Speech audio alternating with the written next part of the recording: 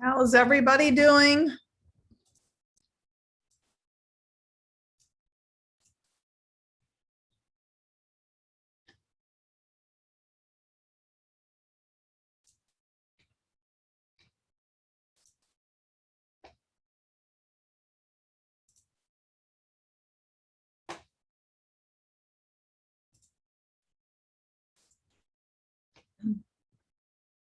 I am doing just fine, Phelan. I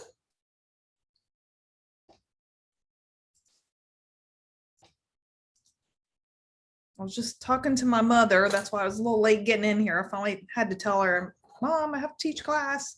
I gotta go. I'll talk to you tomorrow.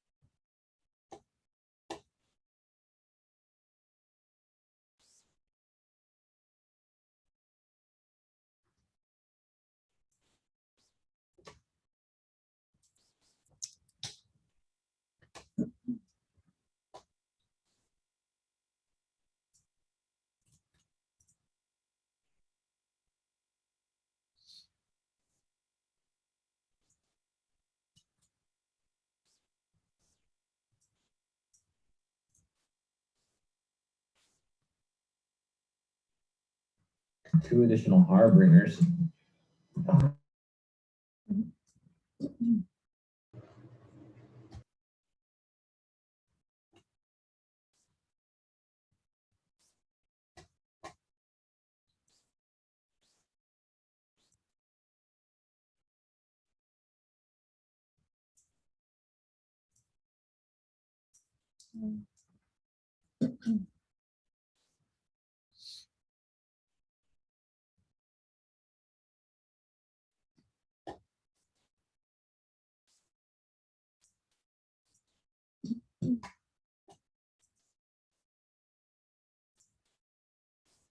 All right, we are going to get started. And I'm messing around with my screen because I updated Zoom. And of course, it's working different than what it had been working. So my screens are not laying out the way that they have been most of the semester. It's okay, happens with updates, right? All right, so everybody have a nice weekend. Yeah, pretty good. Good. Anybody do anything fun? Work. Work. You gotta stop working so much. I know I tell you that, but You got to be able to put food on the table. Yeah, it's hard to stop. I know it is. I've started actually forcing myself to take time off on the weekends because I got tired of just working through every single weekend. So now I make it a point to take at least one whole day off. And I've also started saying no to more stuff. So I'm not as busy. It's hard though. There's always fun stuff and cool people to collaborate with. So, all right. So this week, make sure you hang around to the end if at all possible. If you don't, make sure you go into the recording because I'm going to change things up a little bit for next week. And I'm going to show some examples and explain our Excel project that you'll have due on Sunday. So please try to hang around. But this week we're looking at behind the scenes for databases and information systems. And starting next week, you'll start the access simulation. So this database is just, we've already talked about databases. So this is just a little bit more about databases and behind the scenes and what that looks like, you know, what all's involved. I've got a lot of information about careers, jobs, salaries, and stuff in that area in case you're interested. But first, let's do a couple of housekeeping items. And let me see, there we go. So the grades, I put grades are up to date, check your grades. I think they're pretty close unless you've done some recent simulations. I think I've got everything else up to date. I did go in and grade the using technology in the workplace assessment. So look at that. If you don't like your grade, I am completely okay with you going in and making it better to improve your grade. Probably at the end of, probably the end of next week, I'll copy out those grades and send them to our coordinator because they pull those grades for all CIS 105 courses and kind of just doing the evaluation. I'm not even sure what all they need. I've got to reach out and see what they need. But anyways, they just look at the scores across the board and see how we're doing with CIS 105. Like I said, I'm changing things up for next Monday. If you've already been into the modules, you might have already seen it, but I'll explain that and why I'm doing that. And then the two people that are getting gift cards. So we did have our winners and they were, oh my gosh, I can't even remember. I posted it as an announcement. Isn't that terrible? I can't even remember who it was. So I did post the winners for the PowerPoint party and it was in the announcement. So if you missed it, you can go back in and check that out. I've got it on the screen right now. So the student choice was The Art of Oatmeal by Cameron. And then David was my choice. And I mainly selected his because of the layout. I thought the layout was really good for a PowerPoint because there were not a lot of words on the screens. And he took some original photos and imported those in and then took the risk of putting in a YouTube video and playing that because sometimes that doesn't work out. It was really hard for me to make a choice. I don't know if I said that, but I sat, it probably took me 30 minutes. Like I went through them all, but then it probably took me about 30 minutes going back and forth. It's like, well, this one's really good because, this one's really good because. So I had a really hard time in narrowing it down. But Cameron and David, if you guys are okay, I was wondering if you're okay if I send you a digital gift card instead of a physical gift card. I am running out of time this week and I can't do everything that I wanted to do because I was going to go pick up physical gift cards. But just send me a message in Canvas or you can text me here with send me a private message in chat right now and let me know if you're okay with the digital card. The digital cards come in your email and then it's like a code or something you show on your phone once you get there. I've used them in the past, they work, but it's a matter if you're comfortable with it. If you're not comfortable, I will get there and get you a physical gift card. I'm just trying to figure out how I can be smart with my time with everything I have on my plate for this week. Okay, So current events, there is a ton of stuff going on in technology. I know I've been saying that all semester, but here recently, it seems like it's kind of picked up speed a little bit. So just a couple current events, some updates.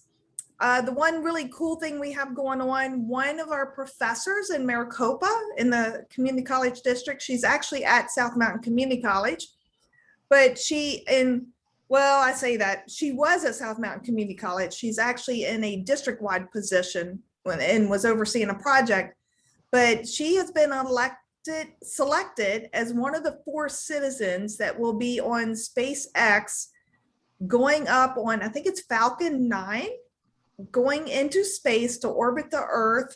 I think they're supposed to orbit for 2 or 3 days.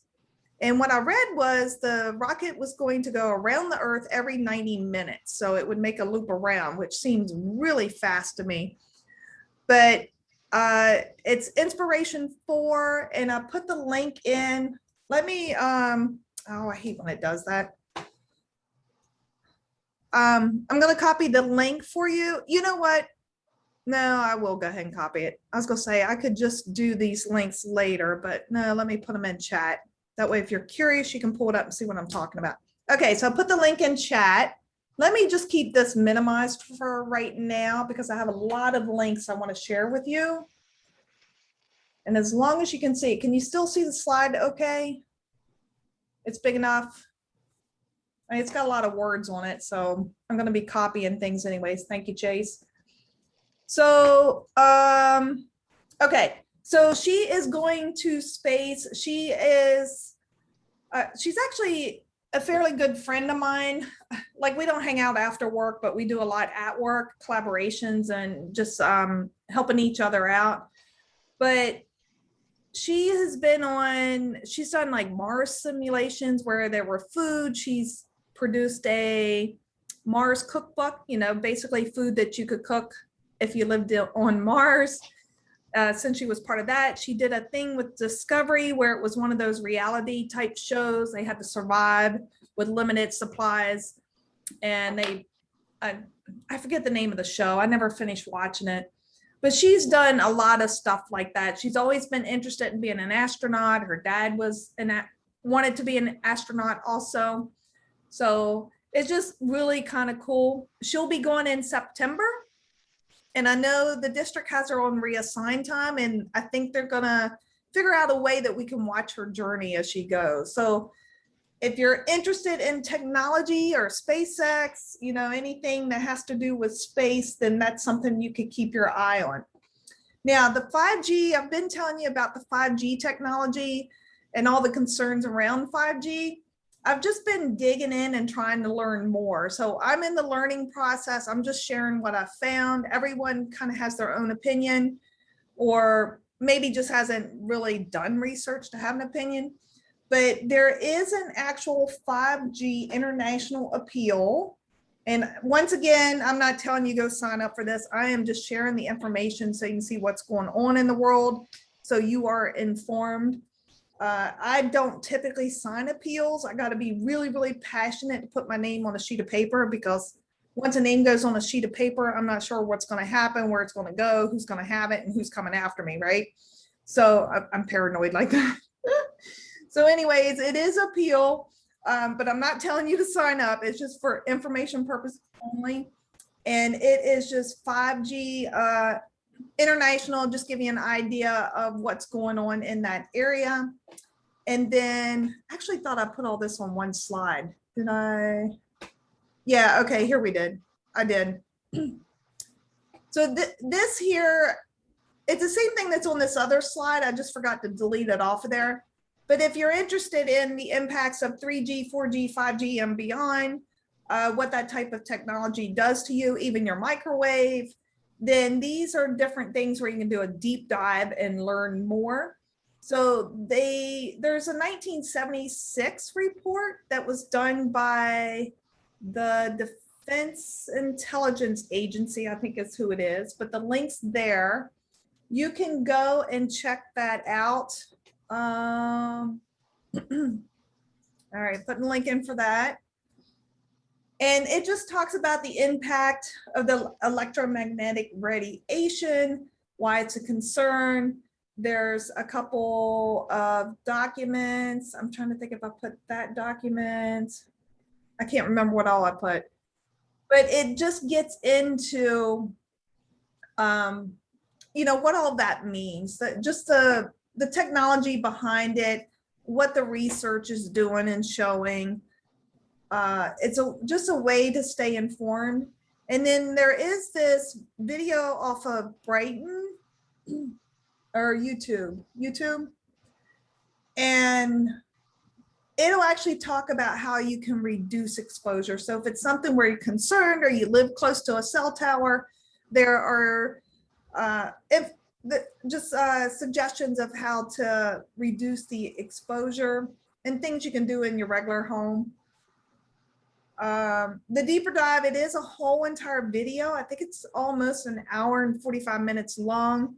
But to get to the exposure, I thought I put it in there. I think it was at 1 hour and 30 minutes.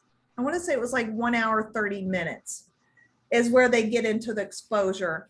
Before then, it's the same thing. It's a deep dive. I think they call it a crash course where you can really learn what does all this mean. And then you can form your own opinion as far as does it have impact? Is it concern? Where do you stand at on it?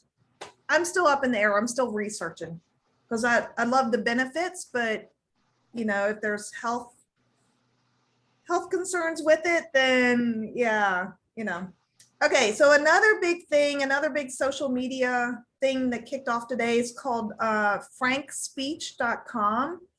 And it is started up, or the person that put the money behind it is the pillow guy, Mike Lindell. So it's a new social media. It's supposed to be a combination of YouTube and Twitter, if I recall. Right now, they're just kind of broadcasting or live streaming for 48 hours. They've got all types of free speech going on. So a lot of the people that have been blocked on YouTube or Twitter or whatever else that's been censoring speech recently, they've got a lot of those people on and speaking. I know late tonight they're running some movies. I don't know, they've said, but I don't know the name of the movies. Yeah, anyways, they've got stuff running. So check that out if you're interested. Okay, so the first helicopter flight on Mars, this one's related to space again. There was the first helicopter flight on Mars. It only lasted for 39 seconds, but it's kind of a big deal because they've never done this before. And the helicopter is solar powered. So once again, if you're interested in technology and space, you can check that one out. So let me copy that one in, and you can check that one out. So as you can see, lots and lots going on as far as technology and the world, all types of things. Okay, so let me get into database.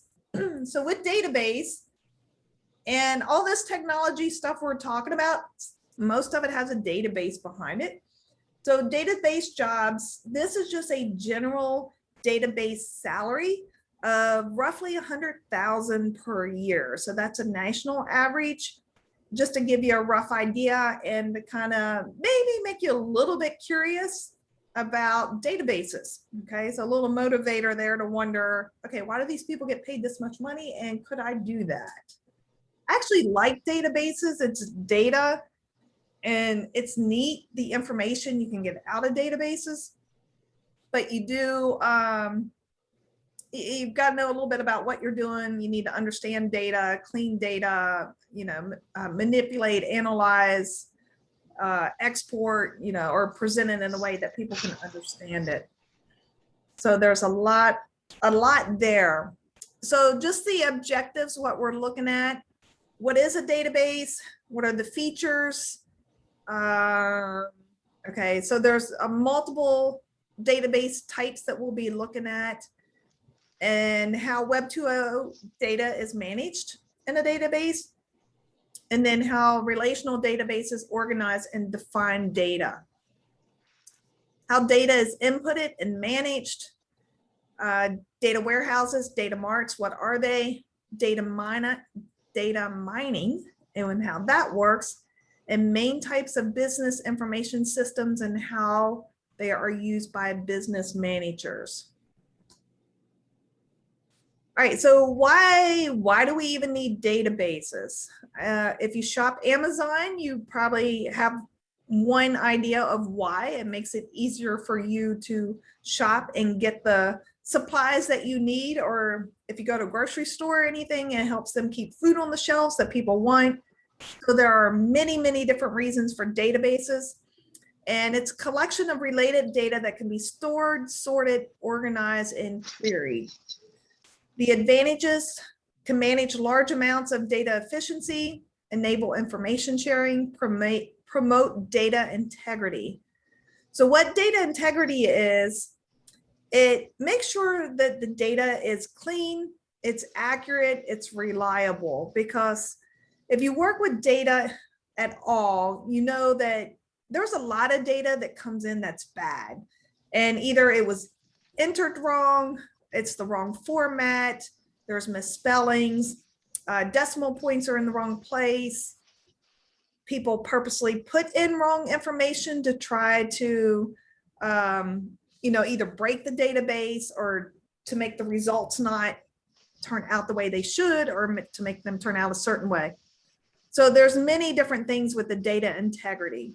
Now, another career job is database entry. This, of course, is a little bit lower level pay. It's a good entry level position because it gets your foot in the door, right? But it pays roughly around $41,000. And as far as starting out, not bad. If you're trying to support a family of 4 on that salary alone, it might be a little rough, but still it's a way to get into the door. All right, any questions so far? As far as the database? A little bit of an intro for you. Okay, so we're actually going to break out into groups, and let me copy this link for you. Only one person in the group needs to open this file, and it's going to ask you to make a copy when you open it. I'll copy it in the chat after I get you into breakout rooms, so you have the link. But what we're going to do, I'm going to put you all into groups, and I'm going to do groups. I'm going to stick with smaller groups like this.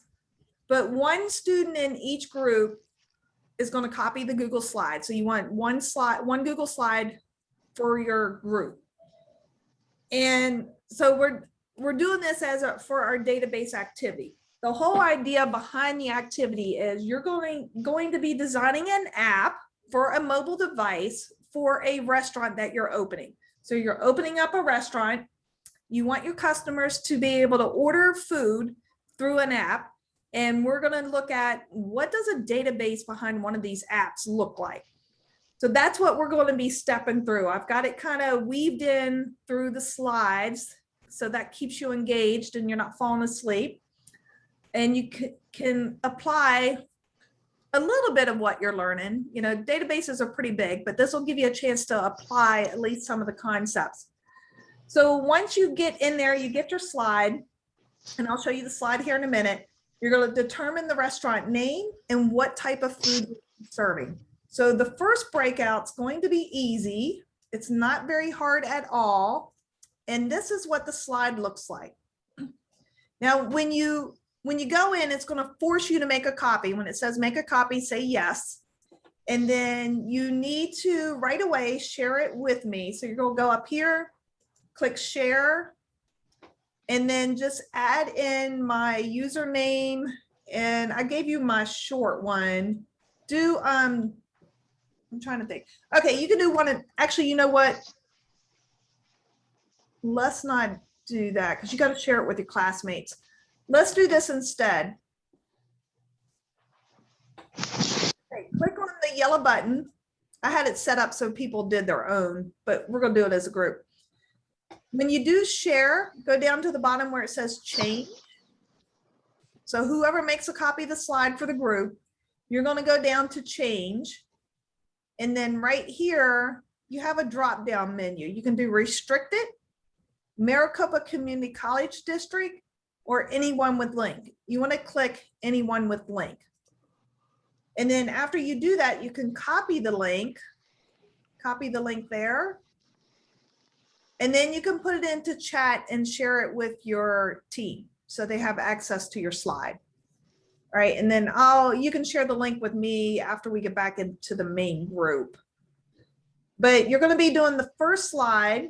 In the first slide, restaurant name, what type of food are you serving? So are you doing Italian? Are you doing pizza? Are you doing wings? I'm trying to remember. Are you doing oatmeal? I'm trying to remember what the group likes. So, and it really doesn't matter. It's just for you to have fun, figure out what you would like to kind of play around with. And then put in the name of your team member. So once you share the slide, everybody can type in their own name. And then once we get done with the presentation, we'll have each person type in what part of the presentation they put together or what they did as far as helping out to figure out what information to put on the presentation. All right, so that's what that looks like. And all right, any questions as far as what you're going to do? We'll only take I guess I'll probably take about 10 minutes. Let's take about 10 minutes for you to hop into the group, get the information on the slides, determine what type of restaurant you're going to do. And then we'll come back as a big group. So any questions before we do that? We'll go ahead and get the breakout rooms ready while you're, let's see, there's 16 of us.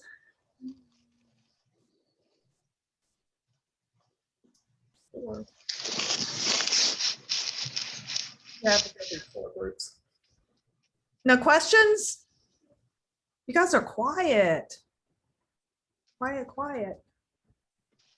Okay, I'm gonna throw you into your breakout rooms and I'll hop around. Like I said, I'll paste in this link again just in case. And then I'll just hop around and check on you.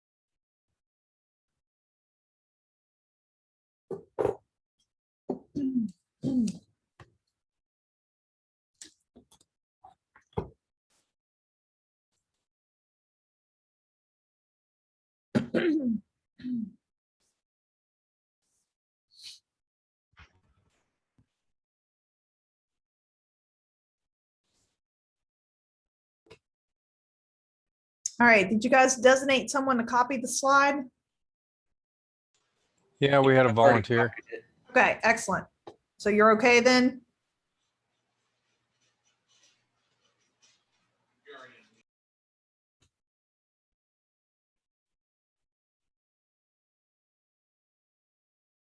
So once whoever's copying the slide, once you get it, share that link in chat. Okay, it looks like Chase did already. And go ahead and grab your alls.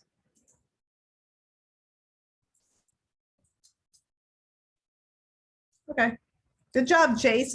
It's working. All right, you guys are off then. I'll go check on another room.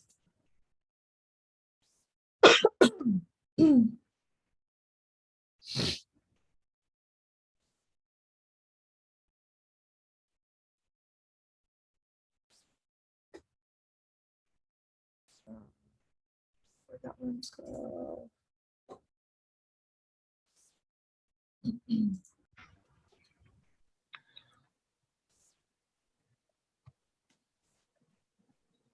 All right, did you guys have someone volunteer to copy the slide?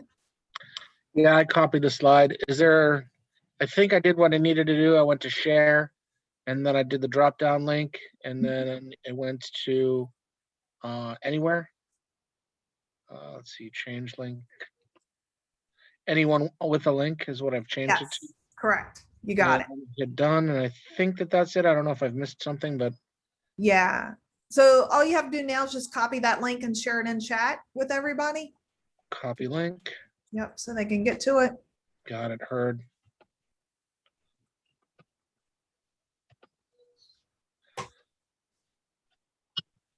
There you go. All right. Well, is it real-time share kind of thing? Is that what's going on? Yes, So we'll be in the group. Got it.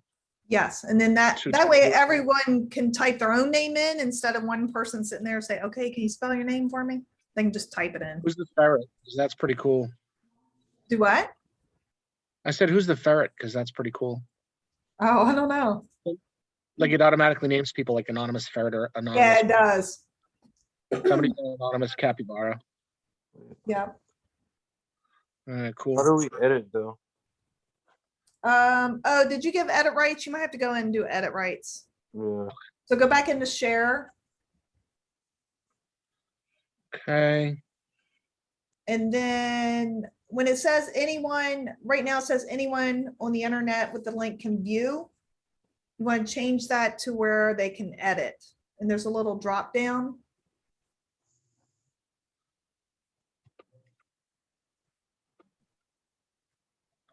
Okay, permissions have been updated. Okay. So those of you in the group, you might need to do a refresh. Yeah. Yes. Yep, perfect. You got it now. And you're just working on slide number 2. Okay. All right, I'm gonna go check on room number 3. Yeah.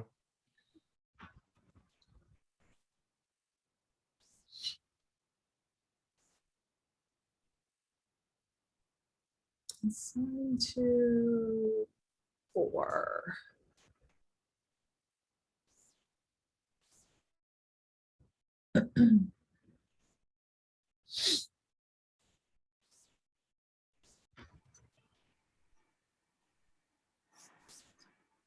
How are you guys doing? Are you doing all right? Yeah, I think we're doing good. Yeah. Okay, you got the slide copied and everyone has access? Yeah. Do you have the link handy that you could paste it in chat for me? So I'll have it.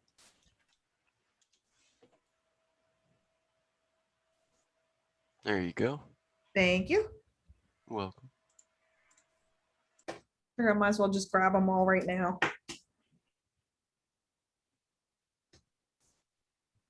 Oh, tacos. Love it. I'll be using the app. All right, I'm going to check on room 4.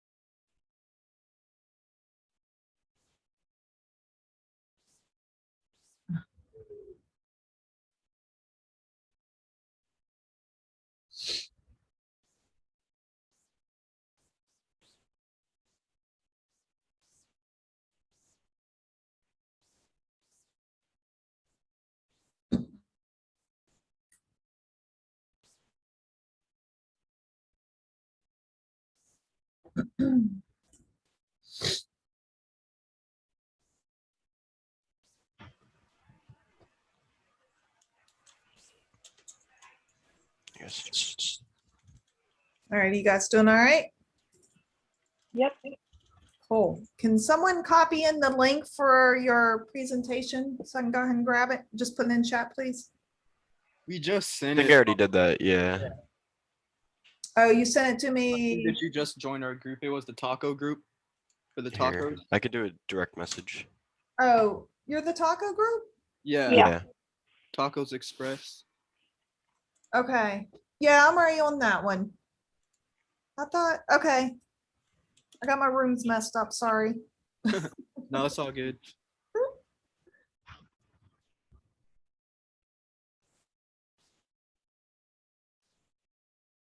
There's room 4. You guys, Let's see. all right? We're good. We're starting on the name right now. Okay. So we go with Mexican food. Cool. Do you guys have can someone put the link in for your document, for your Google slide in chat for me? Yeah, I can do that real quick. Thank you. I'm grabbing them all right now, so I have them.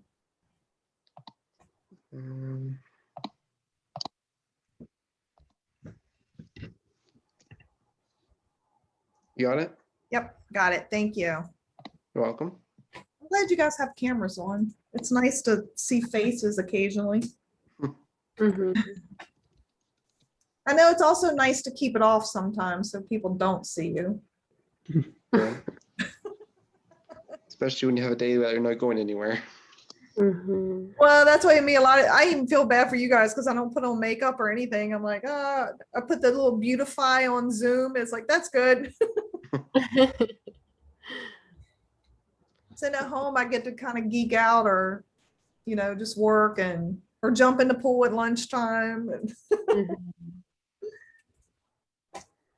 Okay. Do you have any questions for me? Are you fine? Yeah, we're good. I guess we're fine for now, at least. Okay.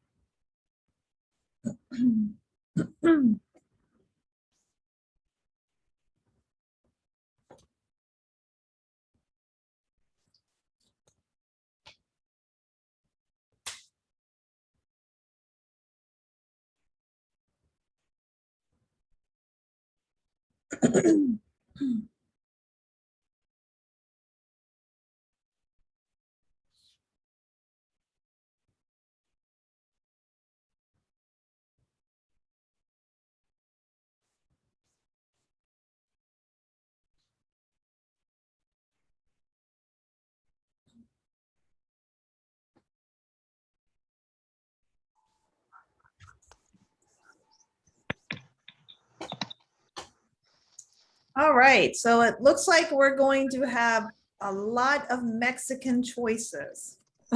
Mexican food. 3 out of the 4 groups picked Mexican. So I can see what the love is with you guys. That's cool. I like Mexican too. I'm a regular.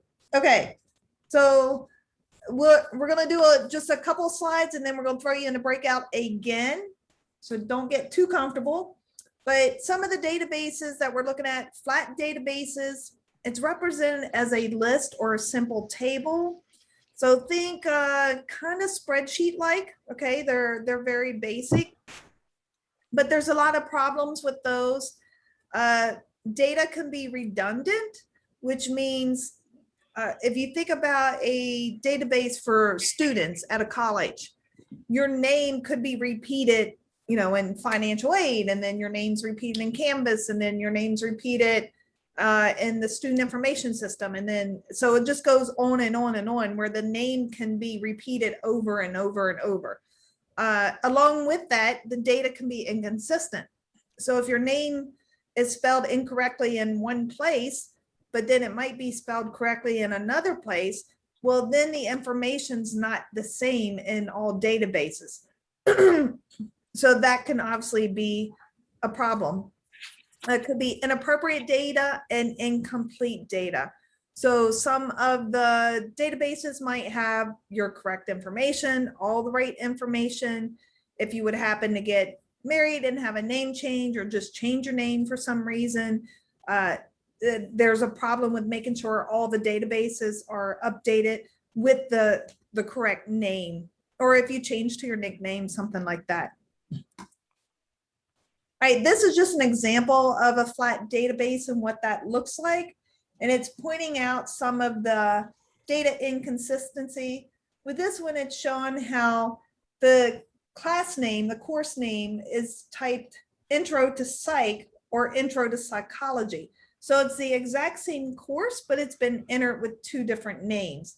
And that's easy to do because if you have 2 different people entering data, they're going to put it the same way.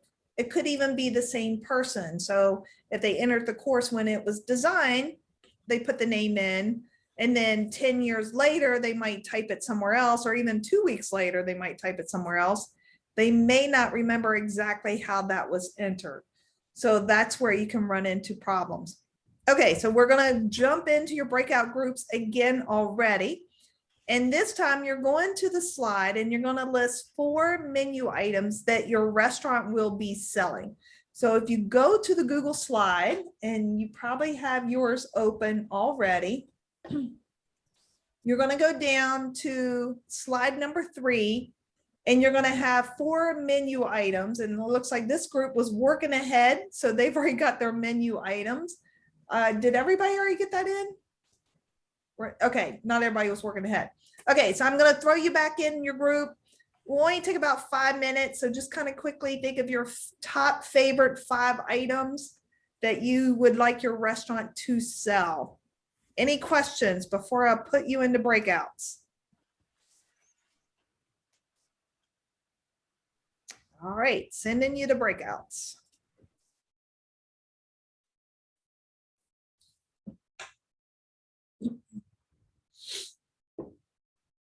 $6:41.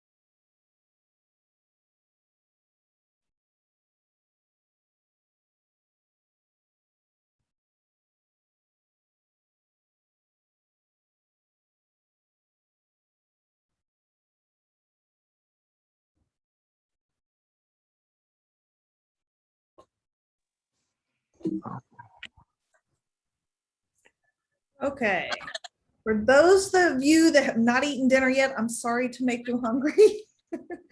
It's like food's just kind of an easy topic to wrap a lot of the activities around because it's something everyone gets excited about or at least interested. So I'm sorry if this is making you hungry and you haven't eaten yet. Okay, so a couple of slides here and then we'll hop back into the breakouts again. But with this, as soon as I get my mouse on the right thing to move forward, there we go. So database administrator salary in the Phoenix area is roughly $83,000. And a database administrator, typically the databases have already been built. The activity we're going through right now is kind of the process of designing a database, determining what the database is going to look like before you ever build it. But the administrator, so it's not data entry, but it's keeping the database up and going once it's been established. So there's Obviously, in order to do that, you need to be able to understand databases and troubleshoot different problems as they come up. So it's still not an easy job, but highly needed. And as smart cities and technology advances, there's going to be more and more need for database support, right? Designing, supporting it, whatever. Okay, so database types. Now, relational databases, this is probably one of the more common type of databases. And the activity we're walking through is a relational database. So it'll give you a little bit better idea of what that looks like. And the data is organized in a table format. They're logically grouped so that similar data are, together. There's common fields in one table that link to another common field, and I'll show you that here in a minute. And there's different types of relationships. So there could be a one-to-one, one-to-many, or many-to-many. And once again, we'll see what that looks like here in a few minutes as we look at some of the slides. So this is what you're going to be doing with your restaurant app. So look at this closely. This is with students, and with this college institution, they have residence halls. So the student information, this would be SIS for Maricopa. I don't know if you're familiar with, I assume you log into SIS or have an interface with SIS, but this is where all of your student information goes. So there's the ID, your last name, first name, address, city, all of that information. And then if you look, and I think we get into this a little bit later, but there's a little key at the top beside student ID. And that's the common field that goes between the student information table with the residence assignments. So you can tell right there, it says it's a primary key in the student information table and a foreign key in the residence assignments key. So that's how it gets connected, so that the student information does not have to be repeated in each separate, when we're talking about flat databases, that student information would have to be repeated in the residence hall table, and then it'd have to be the actual residence assignments. Well, this way it's relational, as in it's connected. All right, what's it say? Residence ID is a common field between these tables. So there's just an example of the primary key being residence ID for residence halls. And then that's also included in the table of information for residence assignments. So you're going to be doing something, get your brain thinking around the restaurant app. You're going to be doing something similar with the information you would need in order to deliver food to a person that's ordered it using the app. So keep that in your mind as we're going through these couple of slides. So object-oriented databases, they store data in objects rather than tables, contains methods for processing or manipulating the data, can store more types of data. So it's a little bit, you get to what databases, sometimes it's pretty restrictive where it's just traditional text and numbers, but you have some databases that can store files, images, videos. So there's many different types of data that you might want to be storing. They can access data faster. It's better at handling unstructured data, data known as binary large object, a blob. Query language is designed to manipulate or extract data. So you can run, they call them queries, and that's kind of where you put in, I don't know how to explain it, and they don't have an example, but you write out exactly what you want. So maybe you're looking for how many people in Arizona ordered a jacket in the month of March or something like that. And then it would bring it back, and it could show you like how many people made their locations or where they bought them from. So it's just putting in to pull out specific information that you want to look at. So another position with database you'll see there's a lot of different jobs with databases, but a database developer. So this is a person that would actually develop a database for a person. So they would be paid to set the database, to design, kind of like the architect of the database, actually develop it and put it together physically, digitally.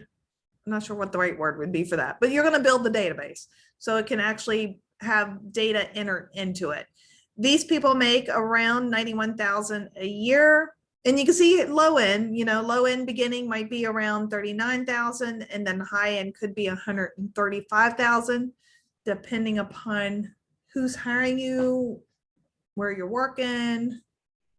Okay, and then there's multi-dimensional databases, and these are more advanced. You can do more with them. The data can be analyzed from many different positions, and where the relational database only has 2 dimensions. So it's got the fields and records. But with this one, there's an image to show you how it's a cube format, and you can look at different angles of the data. So an example that they have, I don't know if you can read it or not, but it says Model E sales in May in Western region. So that's showing how on the orange side, it's the region. On the front side with the green is the months. And then on the top side is blue with the autos. So that's where it's getting to where it's multidimensional, because you can start looking at the cars sold in May in the Western region for Model E sales. But then you could also go, well, what about June? So if you look at June, autos Model C sold for the Southern region. Okay, so you can start looking at how you can pull that information in many different ways to get very specific data. All right, the advantages: customized to provide information to a variety of users based on their needs. So you might have, when you're looking at regions, you got managers at each location, right? So they don't want all the data for every single region across the US. They only want the data for their actual region. So that's how the data can be customized. The process data much faster than pure relational databases, so it's faster. And if you want to dive into this one, I'll put the link in for this one too. This is just a video that I thought was pretty good explaining multidimensional databases. So some of you thinking about going into the computing field, this is one video that you could, there's a ton out there. So really whatever you're interested in, but it's just one I found that I thought might be of interest, or at least explain it better. Okay, NoSQL databases have been developed to handle newer types of unstructured data, store and manage data so that the data can be accessed quickly, do not provide the same level of data consistency as SQL databases. So SQL databases do have a lot of capabilities. I've worked with SQL databases in the past. It's been, wow, it's been a long time, come to think about it.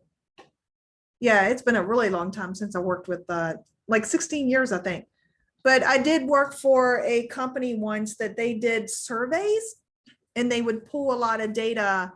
They were a survey company, so they would actually set up and run surveys and then provide data to the companies that hired them.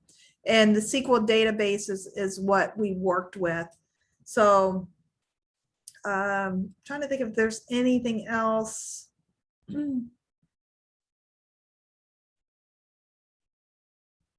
Yeah, so NoSQL databases, it looks like the general purpose of those, they're just quicker than SQL databases. So it's kind of like a lighter version where it's just quicker and faster to get the data in there and get something outputted.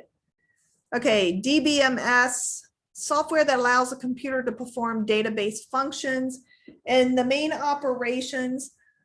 A lot of this is really, how a computer operates. It's very similar. So storing and defining data, viewing, adding, deleting, modifying the data, querying the data, and then outputting the data. So a little bit like the functions of a computer. The relational database components and functions. Once again, think about this because we're going to have you just walk through a little activity where you're trying to think through what information you need for the app for a restaurant. And with storing and defining data, fields are the categories of data, records are groups of related fields, and tables are groups of records.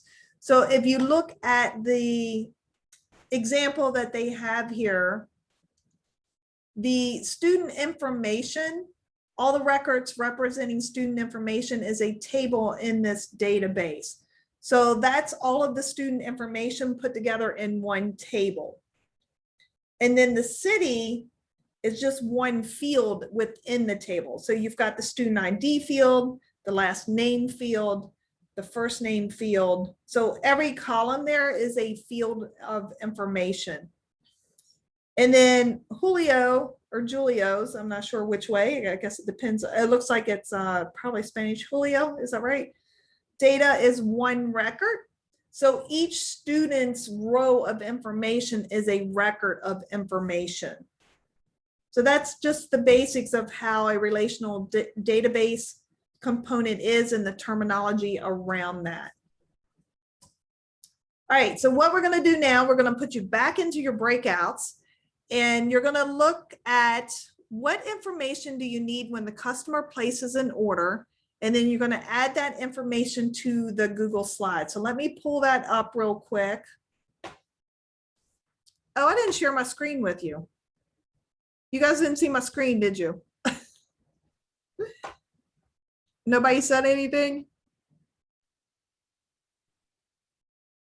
Oh, no, you did say something. Somebody should have spoke. I'm sorry.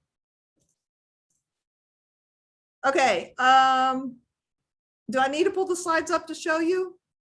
Or did any of you pull the slide presentation up from Canvas?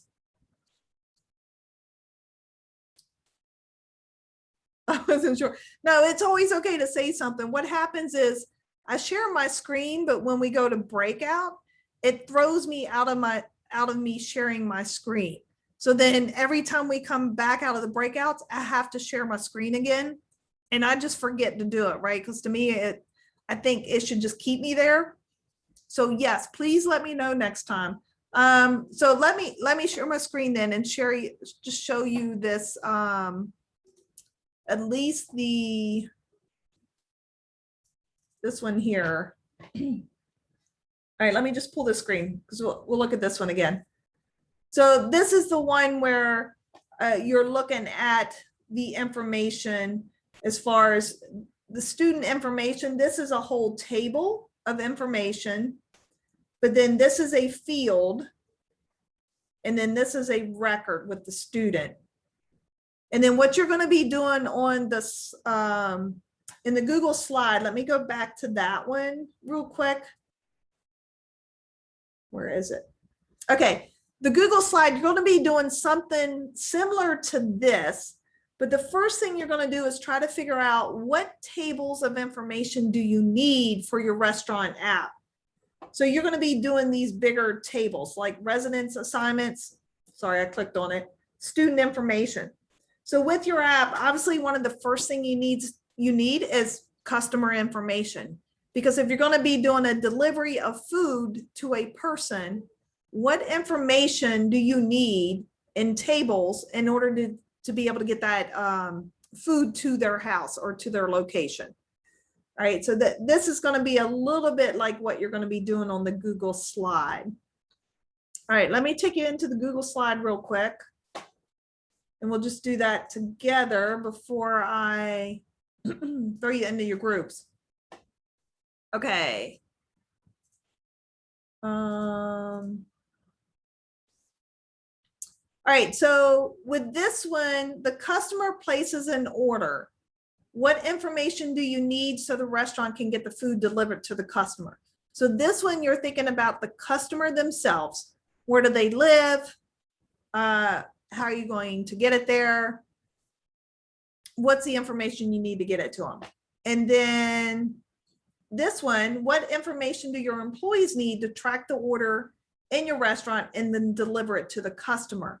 So what does that information look like? So work on these two slides. I would hop in your group, divide out. I think everybody's got 4 people in your group. So 2 people take the first slide. What information do you need for the customer to place an order? And then what information do you need to track the order in the restaurant and then deliver it to the customer? Okay, so 2 people on slide 4, 2 people on slide 5. And you can look at this one for a couple of hints if you want, but we'll do that next. So don't worry about slide 6 yet, just work on slide 4 and slide 5. All right, any questions? Especially since I wasn't sharing my screen and you missed half of the slides. Trying to think if there's anything else. That was the multi-dimensional database I was showing and talking about. Okay, I'm gonna put you into your breakout rooms. This one will be probably at least 10 minutes. And I'll just kind of hop in and out of the presentations in the rooms and kind of judge it if you need more than 10 minutes or not. Okay, sending you to your rooms. If you have questions, just let me know.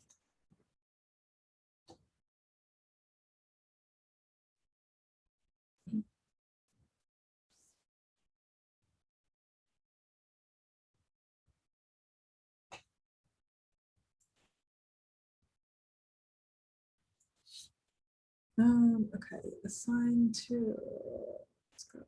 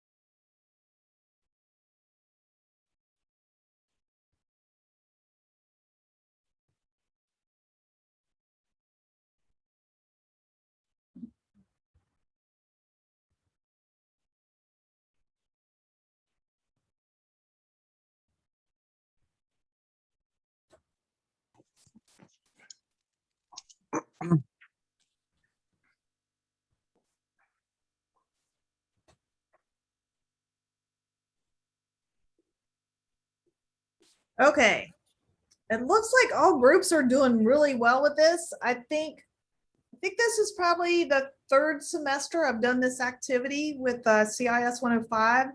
And out of all those semesters, if I was developing a restaurant app, I'd want to be working with you guys. So pretty impressive. You actually have a really good idea of what information is needed.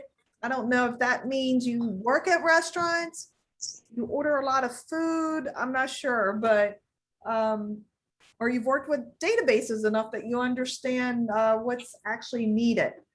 So let me put this full screen again, and you're going to be right back in your groups here in a second. So don't go anywhere. All right. So we were talking about with the relational database, we already talked about the primary key, foreign key, and referential integrity. Data dictionary, and metadata describes other data. So what we're going to be doing with the database, you're going to be going into it and looking at those primary keys that uniquely identifies a record. So in each one of your fields of information, so we already know with customer, it's good to have like a customer ID. So that's one that you're going to be looking for as a primary key that will then also carry over and be a foreign key in another table. So an example might be the customer ID would be the foreign key in the actual order. So when they do an order, there's likely an order ID, okay? So the customer ID would be in the customer information table, but then the order ID would be in the actual order that's being placed. But you want the two to connect in order to make sure you get the right order to the correct customer. So keep that in mind, and I'll show you the slide that we looked at before. But the in related tables, the common field that is linked to the primary key in one table is called the foreign key in the linked table. So just know that it's the same ID, but based on, I'm trying to think of how to explain this well. Like customer ID is the primary key in the customer ID field, but it's going to be a foreign key in the order table because the order ID will be the primary key there. Okay, I hope that makes sense. And then referential integrity, it makes sure that the relationship between the tables remains constant and guarantees the quality of the data in the database. So that's just kind of making sure the data is correct, it's staying connected. And it's useful because for larger databases, to access the data dictionary or the, it's useful, especially for large databases, to access the data dictionary or the database schema. And that just helps you to see how everything's connected, like how all the tables and information's connected. And then the metadata, the attributes that define the data in the data dictionary are metadata. So that's data that describes other data. It gets kind of confusing, right? So let me show you, click the right place. So once again, this is what we're looking at. This is just another visual of the table. I'm like, I am sharing the screen, right? Double check that real quick. Yes, Chris was saying that COVID probably has everyone familiar with app ordering. I think you're right. Yes. So everyone's got some context or some previous learning that they're bringing into this. Always helpful. Everybody brings their own experience and expertise in. So with this example, you can just, kind of look at it. Like I said, student information would become customer information. Residence hall assignment could become customer order. Residence halls could actually be the location of the person or the driver. Maybe it's the driver information that's going to be taking the food to the customer. Just to think through what that might look like. So when you go into the Google Slides now, let me get out of the PowerPoint. You have a screen here. I went in and kind of got it started for you, but this is where you're going to try to lay it out as to what would that actually look like. You're not going to get the whole thing done. The idea is kind of put in 3 tables and just think through what's the primary key, what's the foreign key, what information needs to be in that table. So like I said, you're not going to do a complete layout of a database. It's just kind of thinking through what information you have. And what this will, so what you can do, this could be a table. This is a table, and this is a table. You can label them whatever you want. I've kind of already put some information in there, like this might be the customer information. This could be the menu item. And then this is the order. If you don't like what's here, feel free to delete it and arrange it so it makes sense for what your group came up with. You can also copy it. So if you want to do a second slide with information, then you can duplicate the slide. And if you're not, the easiest way to duplicate these, you can click on the slide over here in the navigation menu. You can right click on the slide and then just duplicate slide, and it will duplicate for you. So you can do that. I think Control D is the keyboard shortcut because I do it that way sometimes. So feel free if, and if you need to delete this stuff off of here so you got room to actually, move it around, that's fine too. So do what you need to do to lay it out. The arrows can also be copied and duplicated so that you can match up your keys however you want. I think we'll probably need 10 minutes. I know some of you have been working ahead, so you might already be partially finished, but I'll go with roughly 10 minutes. If you need to take a break during this time, if you need to get something to drink or go to the restroom, grab a snack, that's fine too. So I'll give you 10 minutes to work on this. All right, any questions? No questions? And don't worry if you don't get it perfect, don't stress about that. It's really just kind of walking through the exercise, and it really helps you start thinking about how do databases work and what type of information is being collected. That's even important to know, just what information are companies collecting on you and storing in their databases. That's another whole issue. Okay, I'm going to send you to your rooms and I will hop in and out this time. You guys look like you were doing really well, so I didn't hop in and out last time. But this time I'll hop in and out and see how you're doing.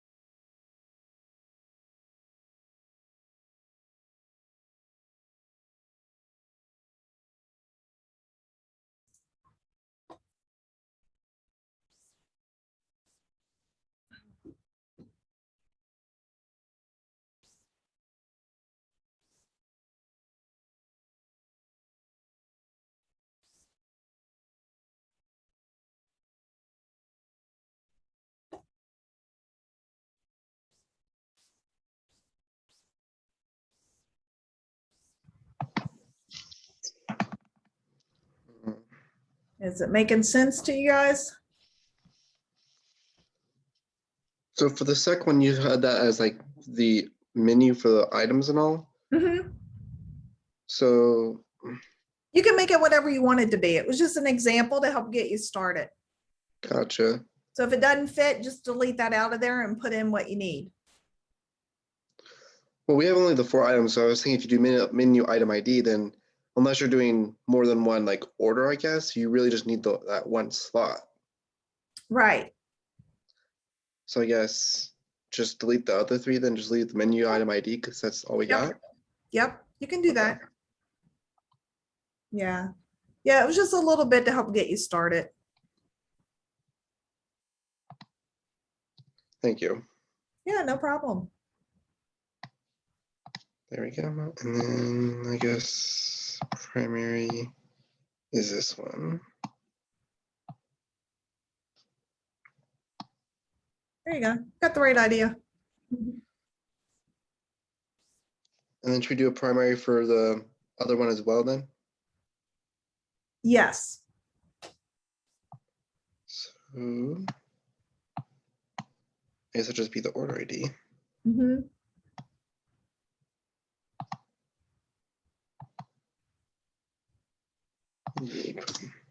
There we go. You got it. You're doing just fine. More simple than I thought. Yeah. Yeah, I mean, to get it right and to set up a true database, it gets pretty specific. But as a But concept, it's not too much. exactly, exactly. And the main goal for CIS105 is just get you with a basic understanding. So you're not going to be a database engineer when you leave. Gotcha. Not this course anyways. Maybe your other courses. Yeah, thank you. You're welcome.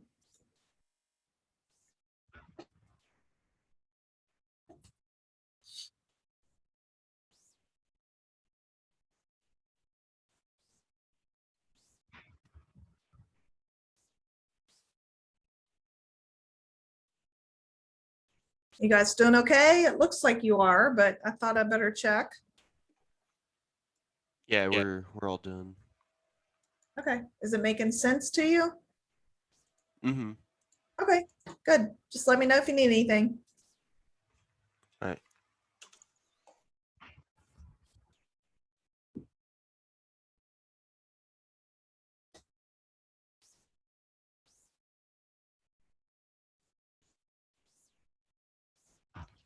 I don't know. My dad's a huge Manchester United fan, so Oh, I'd probably have to say Rooney. Because I just watched Oh, him a really? lot when I was a kid. What about like right now though? Right now, oh, Mm-hmm. I don't know.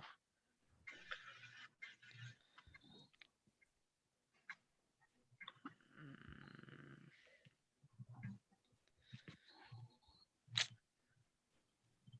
I'd have to like, I love watching Mbappe. Like I just like watching him play. Like he's just really entertaining to watch.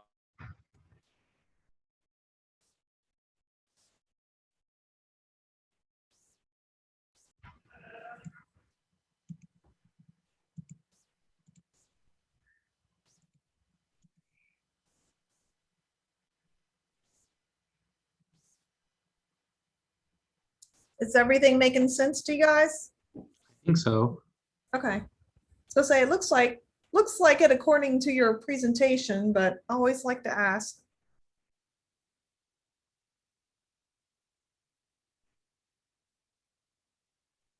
Yeah, Yeah. we jumped ahead to the last slide. Okay. All right, yeah, I see what you're doing because you have the order ID on the 3rd slide. And then you do have the order ID on the customer ID slide as the foreign key. So yeah, you're getting it.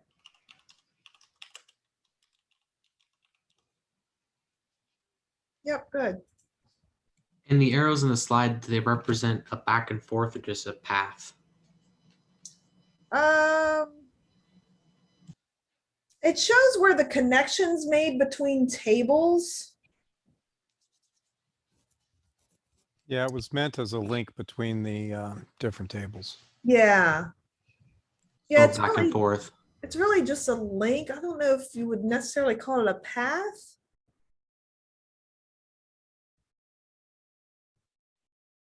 I don't know. I don't know what the proper. I could ask my husband. He's a database guru, but he's got my son at baseball practice. I just always called it a link.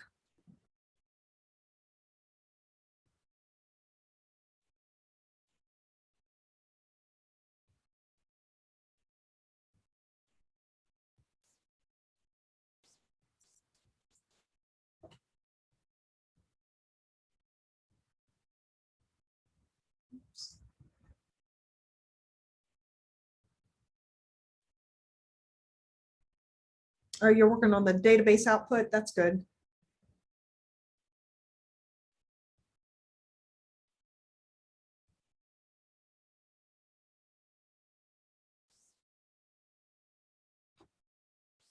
All right.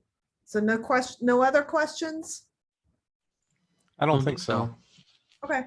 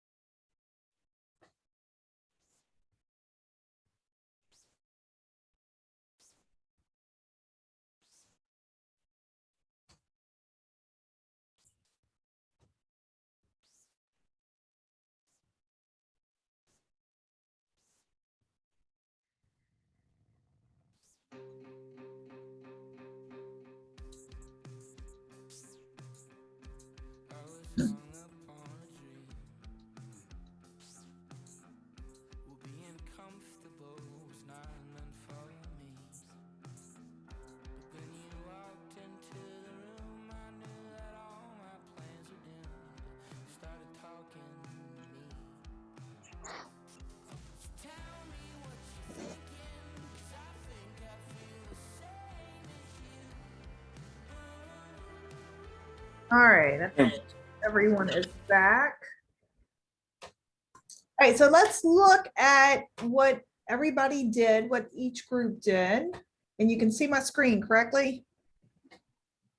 Yeah. Okay. Just to make sure I had turned sharing on someone to make sure it was right. So with this, I believe this is group number 1. Yeah, team number 1. And I'm mainly showing this to you so you can see the different approaches and what people were thinking. But this one here, does team 1 want to explain it just a little bit, just briefly? Crickets. I know. Terrible. You guys must be really tired today.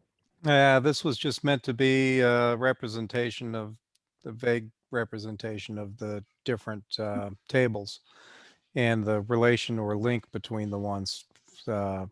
Customer ID linking the first 2, and then order ID and specific order information between the second and third. At least that was the theory.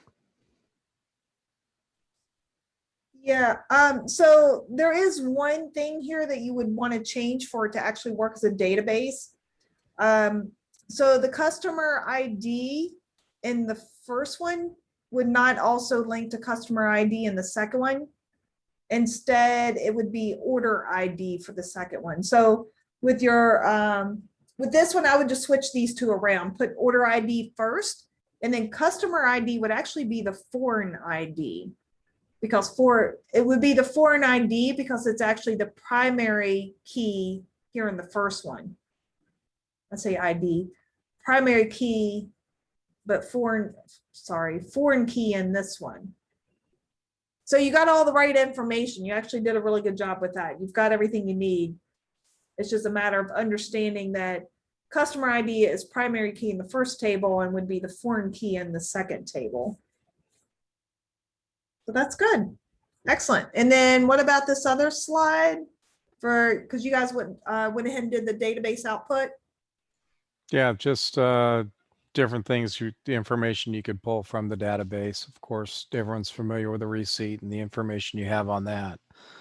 And then some business metrics. The difference in time between time order, or the time the order was served from the time the order was taken, to give you a metric on the length of time for service. Quantity of in-house orders versus quantity of takeout or delivery orders to give a business makeup metric.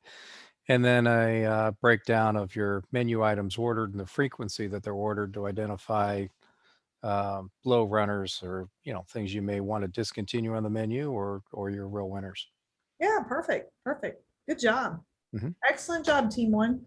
Okay, so while we are looking at the other ones and before you get off tonight, go back into slide 1 and beside each name, each person put what you did to contribute to the presentation as far as, what you helped to figure out or what slide you put together. Just give me some idea of how you helped out on pulling together the information for tonight's activity. Because if you didn't look at the module already, you do get 10 points. It does count as a grade. So that's why I have you doing that information to make sure everyone that contributed gets points. All right. Okay, team number 2. How about you guys? Somebody want to share with what you were thinking on this one?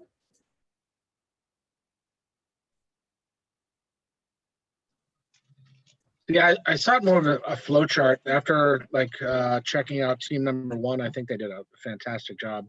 I probably should have, cropped out the instructions to give a little bit more room on the page. Good job with them doing that. I only have one arrow.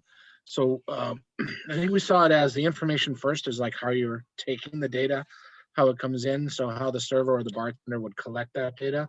So what information are we taking in first? So the customer ID, I think the customer ID is more like a ticket number. And I would see that ticket number as something that would be automatic. Like your servers and bartenders almost wouldn't even see that. That would be back office things, collection, storage, because you're storing 6 months at a time, basically on a hard drive, something that you can keep for future reference. And then the middle, I was using more of we were using more like a flow chart.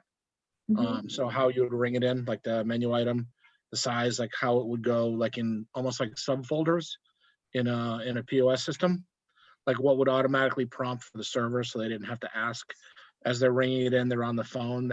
They could ring in wings, and then it would automatically prompt them for how many or what sauces or sides or whatever small modifications needed to be rung in for the kitchen to make the order correctly. And then the final pieces of information that you would collect would be the credit card information. And the timestamp's a good one, and delivery time's a good one. You sort of want those metrics to be like, well, like a ACW, like a call time. How long are they waiting online, or how long did it take for the kitchen to make the food? What's our goals? What are we looking to do? How long did it take to deliver from phone call to doorstep? That sort of information that we're getting. I do like tracking the amount of food and what you're selling. I think number 1, I forget exactly who was speaking there. He's right about, changing the menu every couple of months to modify what's a dog or what's a horse, what's kind of like your best sellers and your least sellers. Yeah, and what keeps people coming back to try something new. Yeah, absolutely. Yeah, good. Okay, team number 3.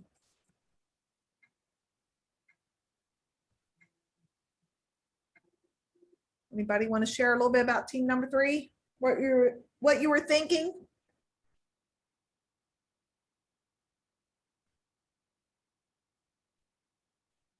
Everybody's being shy in team number 3.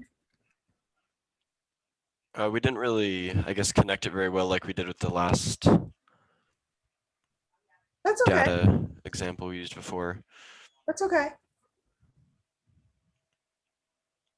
All right, so it looks like you have menu items in the middle. So you were thinking that with those menu items, that way each item could probably be assigned a number, you know, a way to actually connect it in the ordering system.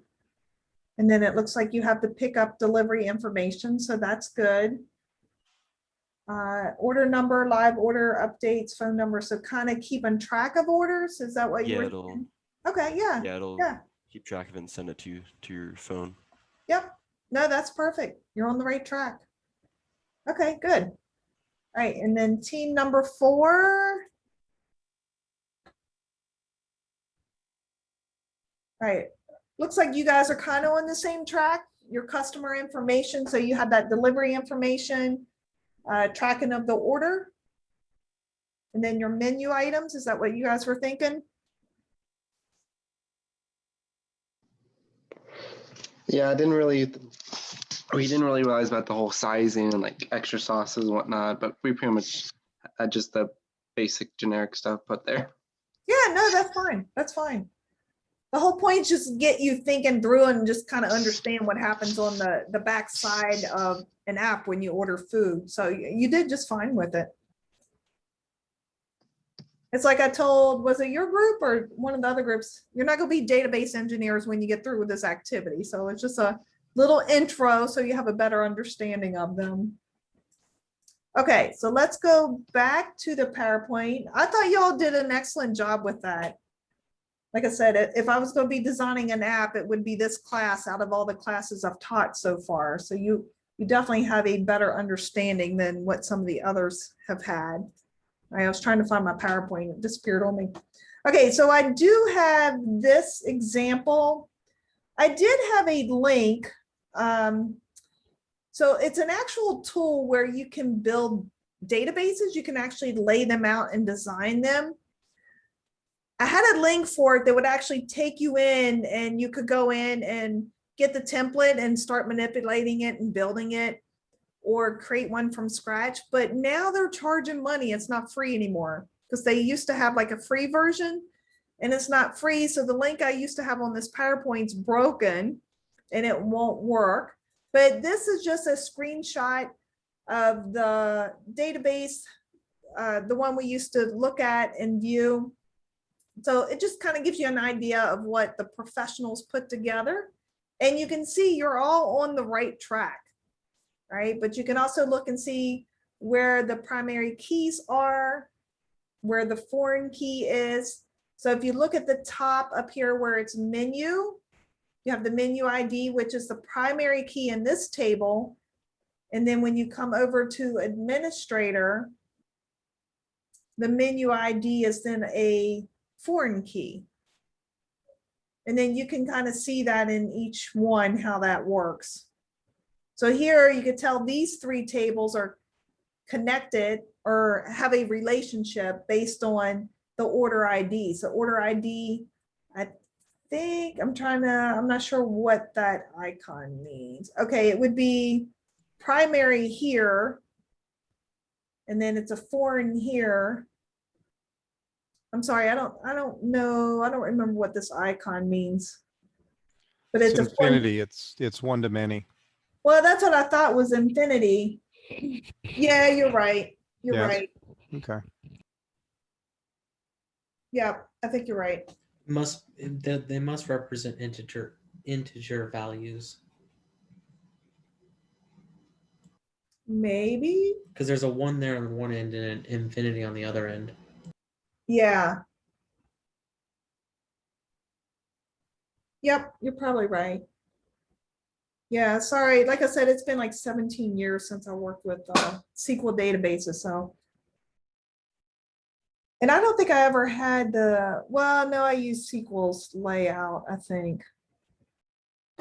Okay, so at the bottom of this slide, I do have links for you to everyone else's slides. So if you want to go back and just look at the Google Slides, just to review or learn more if you're interested, then the links are there. I'll upload this PowerPoint again into Canvas because the one I uploaded doesn't have all of the like current event information and then the links to the slides there. So I'll update that. But using databases, inputting and managing data, part of, if you get with Access or really any database, you have that user interface, which is the input forms, and that controls how the new data is entered. So this is the form where you want people entering information in.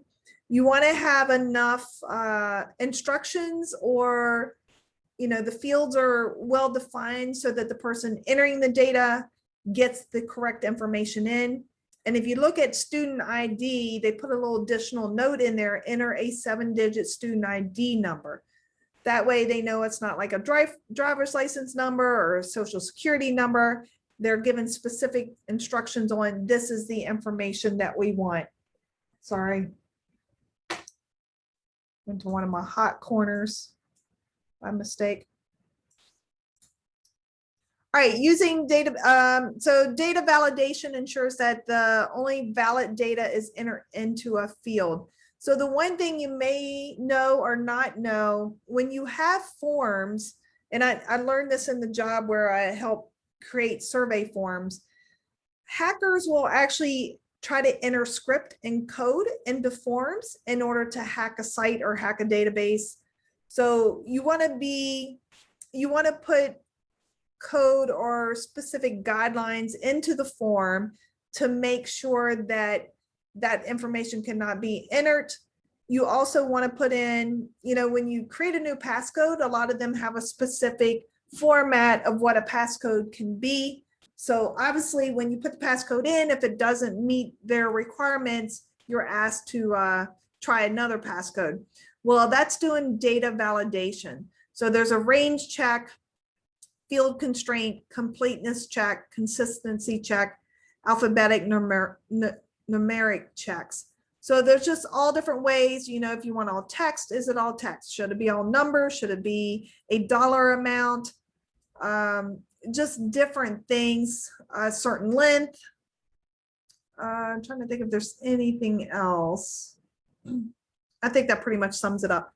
But it's just a way to make sure you're getting the data that you actually want in the database, because if you get a lot of data that's not what you intended, someone has to sit there and clean all the data. Cleaning data is not fun. It's like cleaning house. To me, it is. It's the same thing as cleaning house, because you're going in and, okay, that name doesn't start with a capital letter, so you got to make it a capital letter. I'm sure there's code and scripts you can write to actually clean it up, but still someone has to clean it up. So viewing and sorted data allows you to display and reorder data. And it's a lot like the spreadsheets that you've done, where you can go in and you can put them in order and filter, but a little bit different with databases, because each table, you're working within different tables. So you're not doing it all at once, you're doing it by table. Okay, extracting or querying data. This is actually something I enjoyed with databases. I guess it's kind of nerdy. I don't know. Anyways, I always thought it was fun. Okay, so here's why. I like to run queries. You guys probably think I am a little bit of a goofball, but I guess you realize I'm a goofball. So running queries, to me, it's fun because it's like getting a gift, right? You put in a query and you don't know what's going to be returned. So when you get the information back, it's kind of like opening a gift at Christmas or a birthday, whatever. And that's why I think doing the queries fun. And you can get creative with queries because you've got the common queries, right? Like, when was the last time Jeanette ordered food? That's a basic query. But then you could get more creative with what type of food does Jeanette typically order around the holidays? What are her cravings, or what does she like to eat during the winter versus the summer? And so there's a lot of neat things you can do with extracting data. Once you work with databases, you probably already know this if you watch the news enough or just pay attention to life in general. Data can be manipulated in many, many different ways. So it doesn't really matter what someone's agenda is or their purpose or their goals. A lot of times you can pull data, extract data in a way to support what you're trying to get other people to go along with, right? But when you work with databases, you realize how easily it is to do that. So always question data. Anytime you have data, I always like data that says 31% of people agree that whatever. And you're wondering, what about the other 70%? Were the other 70% against it, or were the other 70% evenly distributed among all the other choices? Like, what about that 70%? You're reporting out on the 30%. So always question data anytime you see data being shared. All right, outputting data. So here we are, we're talking about sharing data. The data can be shared in many, many different ways. It can be displayed, it can be printed, just like with the app, printed out into a receipt and exported to another application.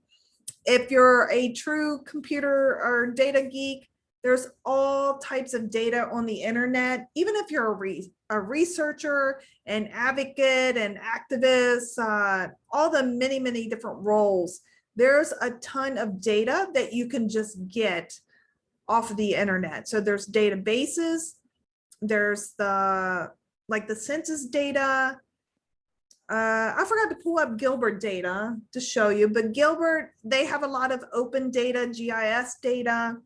So if you go like the town of Gilbert, you could go to any city or town, whether it's Chandler, Mesa, but they all have just sets of data that you can download, and then you can do your own research, do your own reports, whatever it might be. So just tons and tons of data. I know when I was learning GIS data, we were using the census data, and the activity that the lady had us doing was, if you were male looking for a female to date within a certain area and a certain age, you could actually pull all that data from the census data. So if any of you are single and looking to date, you can pull all the census data for Phoenix, right? And then you could kind of start looking where these people live, what area, and then determine what restaurants or bars to go hang out at in hopes of meeting somebody.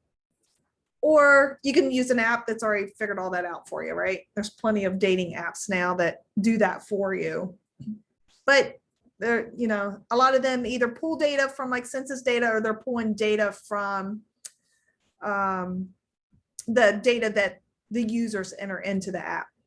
Okay, we're not going to do the breakout on this one because a couple of groups have already done it. We discussed it briefly, but that's just getting you to think of, with the restaurant app, what type of data might need to be printed out.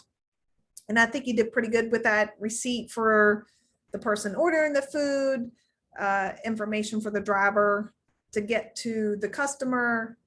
And then I think someone mentioned the manager, keeping track of refreshing food, or what's the popular food every 6 months. So excellent job with that.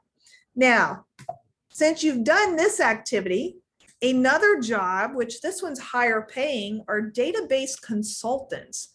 So these would not be people creating the database. These would be people working with businesses to determine what type of a database they need. So for instance, doing the restaurant app, if you were able to do what we just did, you could make $111,000 a year in Phoenix, Arizona, or maybe as much as $217,000. So if you somewhat enjoyed that activity, you might want to consider getting into that as a career. Now, in order to do that, of course, you've got to understand databases inside and out. You need to know how to build them, how to design them, what works, what doesn't work. So you're a database guru, like you've got to be an expert and know what you're doing in order to consult.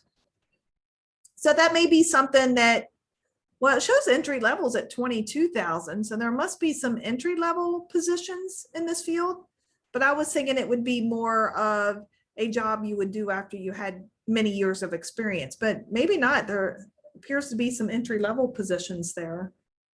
The other thing with consulting, sometimes you're consulting as part-time. You're an individual contractor and you do consulting. So that may be why the pay is a little bit lower too. All right, so a couple other things here. Data warehousing and storage. So a data warehouse, you're hearing more and more about this. You're hearing that Bill Gates buy lands to put in servers. I'm trying to think, isn't Google, I think, bought land somewhere here where they're planning on doing server farms, but it's just where there's large amounts of servers and data's being stored there for different companies. I've been to data warehouses. They're actually pretty cool if you ever get the chance to visit one or tour one. And they tend to be, I'll say below ground. They're not always below ground, but the last one I went to was below ground. They keep them very, very dark and very, very cold. And that's just so that the servers don't overheat, the servers run better. But they're typically large scale, just big, like football fields of servers, right? So they're huge. Contains and organizes data in one place. Data comes from multiple databases, consolidates information from various systems, presents enterprise-wide view of operations organized by subject. So let's see. All right, I'm trying to think. All right, here's a visual. This will help. So data warehouses and data marts. The data warehouse electronic sales subject is an example of a topic, total electronics sales report, operational databases, and then the customer data. So you can kind of see how it starts with the customer data and then builds up to where you're in the data warehouse. So the data warehouse tends to be kind of all one subject and connected. Now, data mart is small slices of a data warehouse. So with the data mart, the way I kind of think of these is kind of a little bit like the convenience stores. You know, it's a smaller store that has kind of like the common things that people forget, or you need milk or you need gas, right? You don't want to go to the whole grocery store and have to do the whole full Walmart or Target experience. You just want to run in and get something real quick. So that's how I kind of remember the difference between a data warehouse and a data mart. But it's used to analyze a related set of data grouped together and separated out from the main body of data. So you're kind of extracting it, or pulling it together away from the main body of data, so you don't have all of the data. And compared to a data warehouse, data mart information pertains to a single business component. So if you look at the restaurant, it might just be you're looking at stock, right? The stock of product that you need. What do you need to order? What do you have in stock? What's not in stock? So it's a very specific area. Or if you're going bigger with, let's say Amazon, maybe it's more of the customer. All right, and we have a visual here that will help. So with this one, you've got the web user. So this would be us sitting at home. And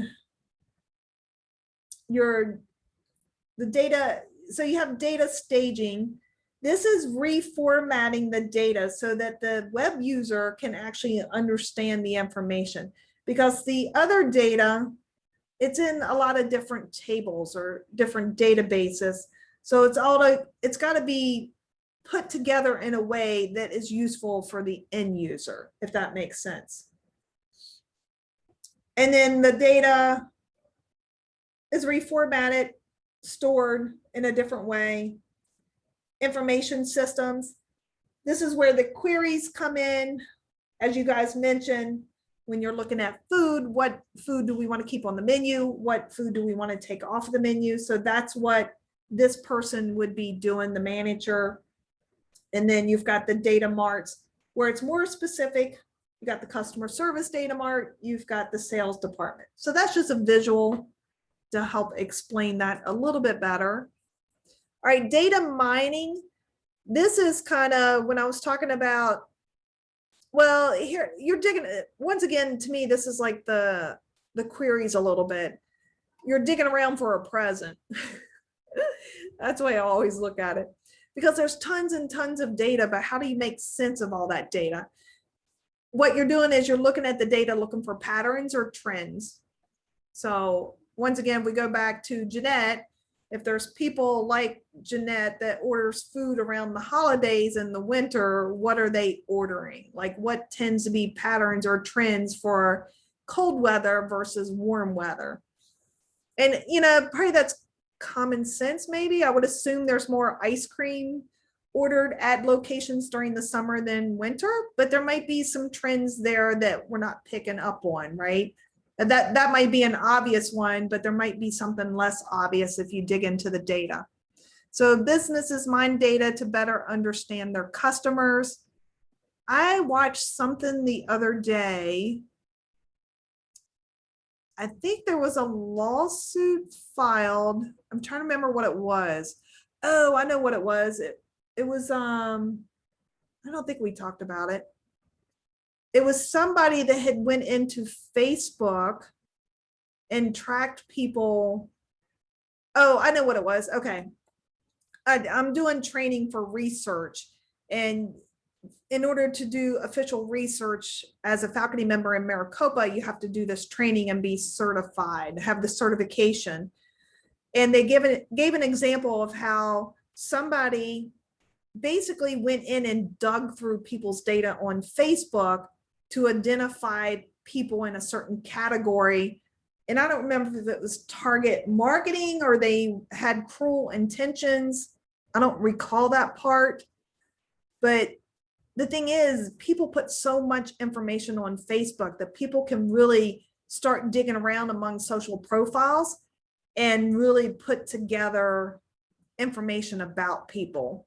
So the example they gave was kind of creepy, but it's all, if it's out there, like who's stopping people from doing it, right? So that was an example of data mining where you can really dig into people's lives and find out what they're about. Okay, so techniques for data mining. Okay, there's a couple different ways you can do this. And if you can't see this graph, pull it up out of Canvas and you can see it a little bit better.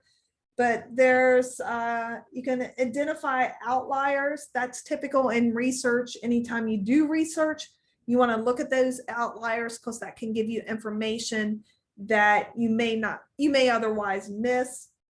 Determine which data goes together. So you're grouping information together, which may mean something, may not, but it can definitely, it's definitely worth looking at. Define data classes to help spot trends, then apply the class definition to all unclassified data. Organize data into similar small subgroups or clusters without using predefined classes. Assign a value to data based on some criterion, and then using charts. It wasn't too long ago that visualizing data became a big deal. It's still a thing, but anytime, that's where your infographics come from. So if you think about infographics, that's a way to visualize data. And it's just another way to look at the data, analyze the data. All right, so a database architect salary, this is fairly high paid. This goes back to the design. So once again, if you kind of enjoyed the activity that we did tonight, where you started laying it out and connecting it with the keys and everything, that's a database architect. at a very low level. But they make approximately 121,000 here in the area. So you can see the high demand for database careers. Okay, and we're almost done, folks. Not much left, although we've got to go over a couple other things. So business information systems, I think we've talked a lot about this. Let's see if they say anything different. No, I don't think so. All right, this is just kind of another way to present the information we've already discussed as far as how businesses use that information. And this is a good example for like Amazon or any website that does business selling of products, but things that the transaction processing system.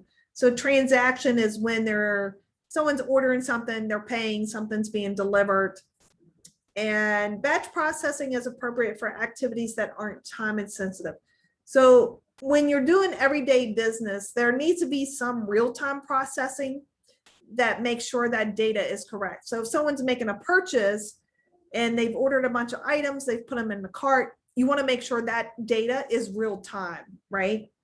Because if you're charging them and you're getting money for a product, you want to make sure that the price they're paying is the accurate price based on the cost of the goods that they're purchasing. Now, batch processing is appropriate when it's not time sensitive. So it might be reports that are run at the end of the month. It might be a report at the end of the day. So those don't have to be going the whole time. And I'm trying to see, what are they showing here? Yeah. Details. Okay, so they're kind of just a graph visualizing what I just told you. So other things, management information system enables managers to make critical decisions. This is what we've been talking about. Generates reports. All right, so nothing new there. Decision support systems, intelligence systems that help managers develop problem solutions. This could be data mining too. It's really just, how do you use that data to help solve problems? And managers are typically put in charge of this, but you know, anyone involved in the process could read into the data or see what's happening. All right, we don't need that one. Okay, I'm gonna go ahead and skip this, but just think to yourself, how might you apply the use of databases in your life? I've had students in the past do anything from managing their movie collection. Trying to think of other ones. That's the only one I can think of right now. If you have a business of any sort, you know, business where you're selling something, that's definitely a use. Can anyone think of anything else?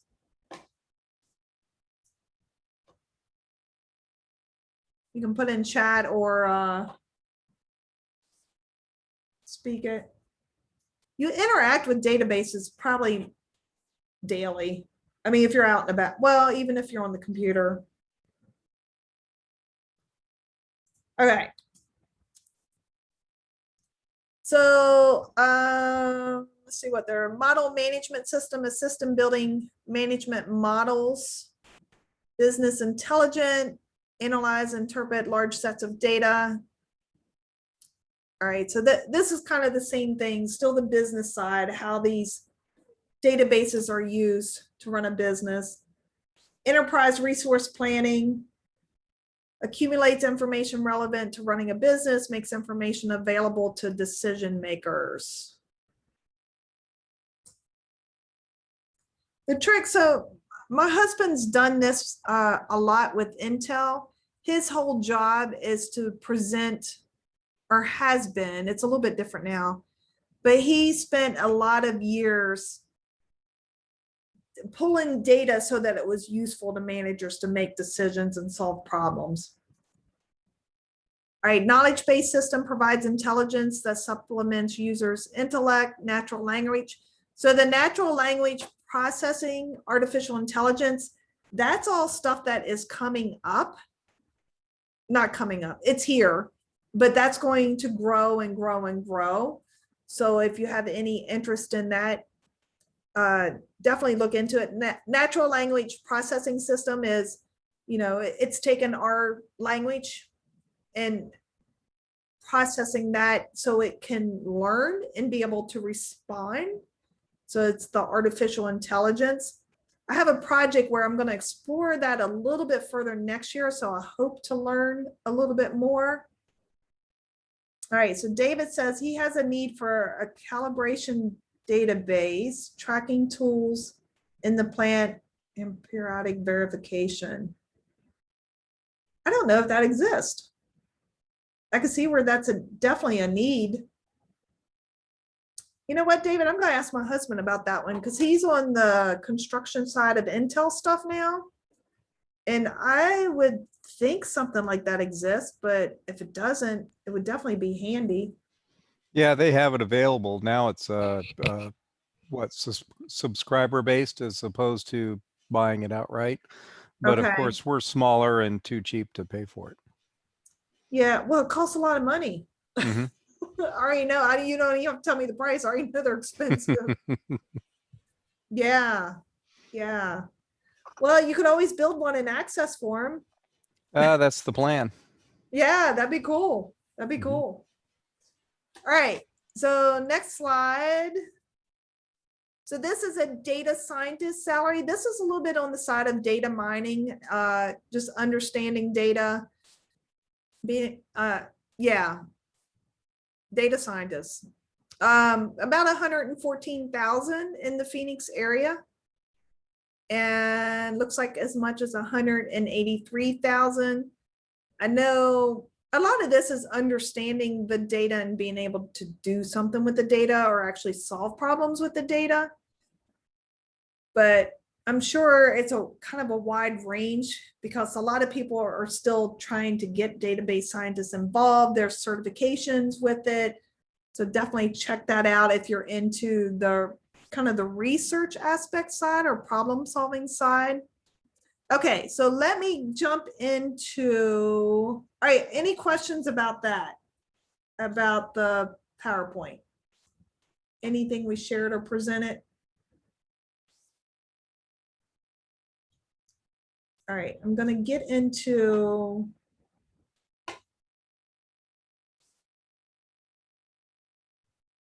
okay, so for this week, you do not have any simulations unless you're just working ahead. I know some people are working ahead. That's wonderful. You don't need to work ahead. It's there. You can if you want to. But look over the chapter 11 for behind the scenes. There is the chapter quiz for this week. No simulations because you're going to be doing the Excel project, and I'm going to explain that here in a minute. The restaurant database activity is what we just did in class. Okay, so if you were in class, you have your name on your slide and what you did, you're good. You don't have to worry about doing anything else for that because I can pull it up and I'll grade them. Now, the Excel project. So the whole point of this is for you to put those Excel skills to use that you've learned through the simulations. And what you're doing is researching the job market based on a career that you're interested in doing. So you can look, I've got several resources here because you're looking at the cost of living in two different areas for a job description. So let's say you want to be a database consultant or a database, let's say database architect. All right, if I want to be a database architect here or in Texas, pick out specific cities if you can. Phoenix versus Houston, maybe. And then you can look up the cost of living and you can look up the salary. So what salary are you likely to make in either area? I had a lot of people last semester that did it on California, like somewhere in California and Phoenix. So that was kind of interesting data to see.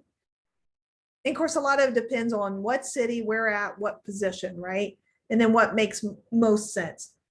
So if you're thinking about living somewhere else, take the opportunity, do a little research. I've got two examples here that you are welcome to look at. So these are two from last semester.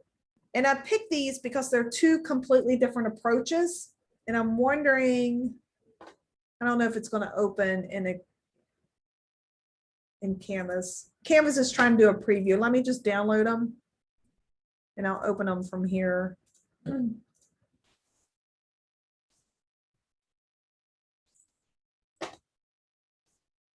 All right, so this is the first one. So it's a job market analysis. This is where they collected the data. So this person, they went ahead and just kind of listed out what the information was that they wanted. So you've got the job title, a little bit of a description to kind of narrow down what that job title means. This person looked at education requirements, the cost of education. And then this is where you get the two cities where you're doing the market analysis. So this was doing Phoenix and Los Angeles, the salary for each area. Now, the reason we're doing a market analysis is because obviously the salary is much higher in Los Angeles, California. But when you start looking at housing cost, okay, there's a huge difference. Housing cost in Los Angeles is about twice as much as Phoenix. And then cost of living, same thing, not quite twice as much. But if you look at current job openings, there's more opportunity in Los Angeles. And then the occupational outlook. What does it look like for the near future as far as jobs? So you can really see what the opportunity is if you're considering of where to work and live. And then they just took this information and put it in a format that's much easier to read. So that's the kind of the output. You know, we were talking about the output with the databases. And it's just a nice way to see the data. Okay, let me show you the other one. It popped up over here. Same assignment, just a different process. I don't think, did they put anything on sheet one? Okay, so the sheet one, I guess it looks like they were just kind of thinking, but then this is the information. So the table of information is here at the top, and then they did the charts down here to visualize it for us. And they did California also. A lot of people did California. There were a couple people that did East Coast, but those will give you some examples. I don't want you to take theirs and copy it, but use that as an example to help you get started. The links are down here as far as looking at cost of living by state, cost of living calculator, career exploration in the job analysis. So what does that look like for the future? All right, and then the rubric here as far as how you'll be graded. Pretty simple.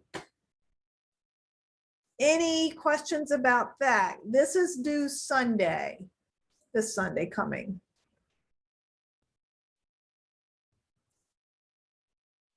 No questions? If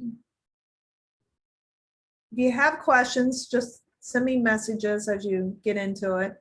Okay, so next week, I decided to try something a little bit different. And so what we're going to do next Monday, it was behind the scenes with networking and security in the business world.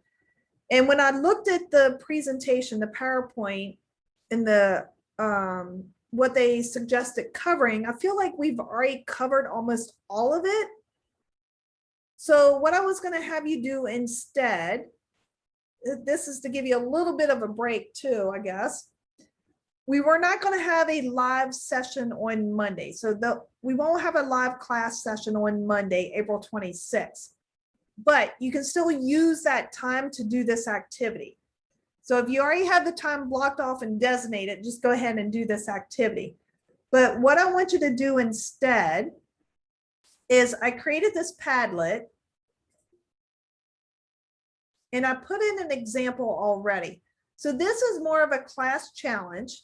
And what I was going to have you do is find resources for networking and security in the business world. The reason I'm doing this is to expand our knowledge beyond what's in the PowerPoint. Because I felt like the PowerPoint was too much of a repeat, and there's so much good information that we can learn.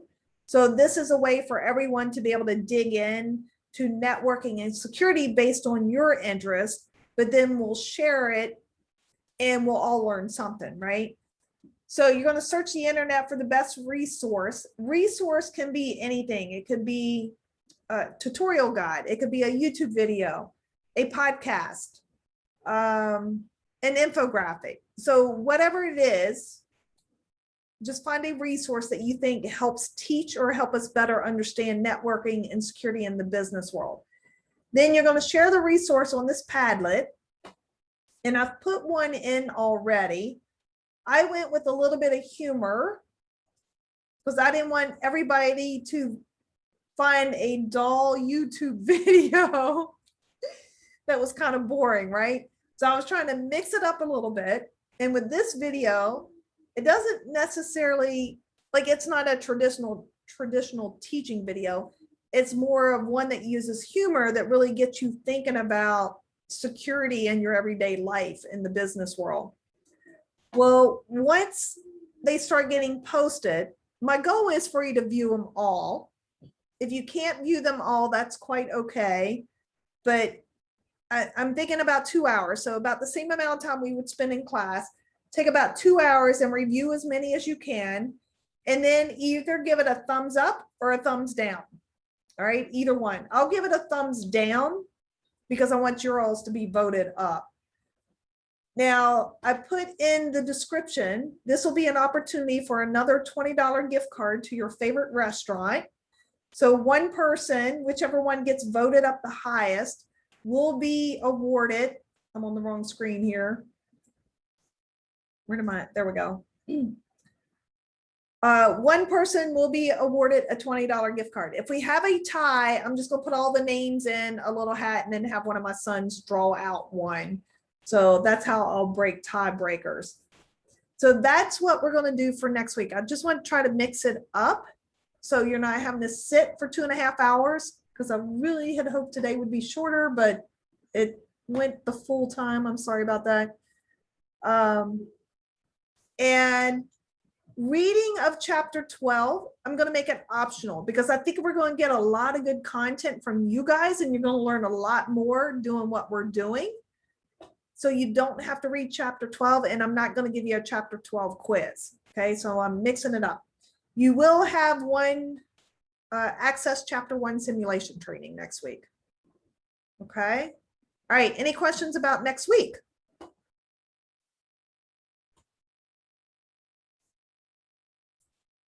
None? All right, if you don't have any questions at all, you are good to go. If there's any problems, please send me messages. Just let me know if you're confused or not quite sure. And you can hang around and ask questions too after everybody gets off. Good night. Good night. Good night.